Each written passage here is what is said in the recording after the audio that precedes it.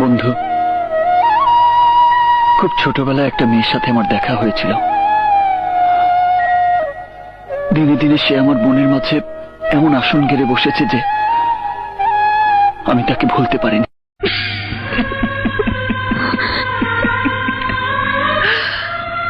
না, যতক্ষণ পর্যন্ত এই দেহে এক বিন্দু নিঃশ্বাস থাকবো ততক্ষণ পর্যন্ত তুই আমার। তোরে আমি ছাড়ুম না, বাঁচলেও তোরে নিয়ে বাঁচুম, মরলেও তোরে সাথে নিয়ে আমি। বাদশা, আমি তো আরেকজনের বাদ না। আমারে তুমি বাইসা থাকার স্বপ্ন দেখাইছিলা কেন? আমার হাত ধরে সারা জীবন আমার পাশে থাকবা কইছিলা কেন? আমি তো জঙ্গলের পশু, জঙ্গলেই ভালো ছিলাম।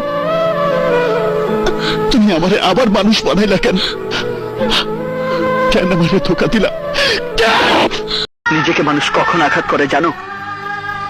যখন নিজের জীবনকে সে আর ভালোবাসতে পারে না, নিজের উপর সে আর বিশ্বাস রাখতে পারে না। মানুষের জীবনে ভালোবাসা আর ঘৃণার পরিমাণ দুটোই সমান। তাহলে কি আমি বুঝে নেব তোমার মন থেকে ভালোবাসা মরে গিয়ে সেখানে ঘৃণার জন্ম হয়েছে?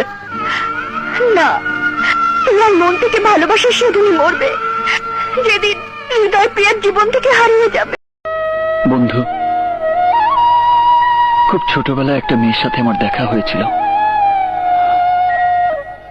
দিনে দিনে সে আমার মনের মাঝে এমন আসন গেড়ে বসেছে যে আমি তাকে ভুলতে পারিনি।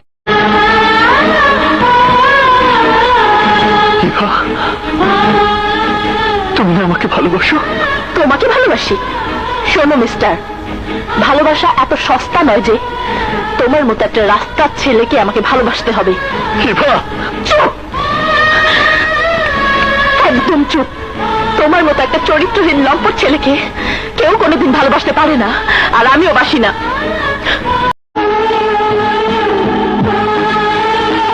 যে চরিত্রহীন লম্পটের অপবাদ দিয়ে তুমি আমার ভালোবাসাকে অস্বীকার করেছিলে, ঘাড় ধাক্কা দিয়ে পুলিশের হাতে তুলে দিয়েছিলে, সে কারণে হারাতে হয়েছে আমার বোন, আমার বাবাকে।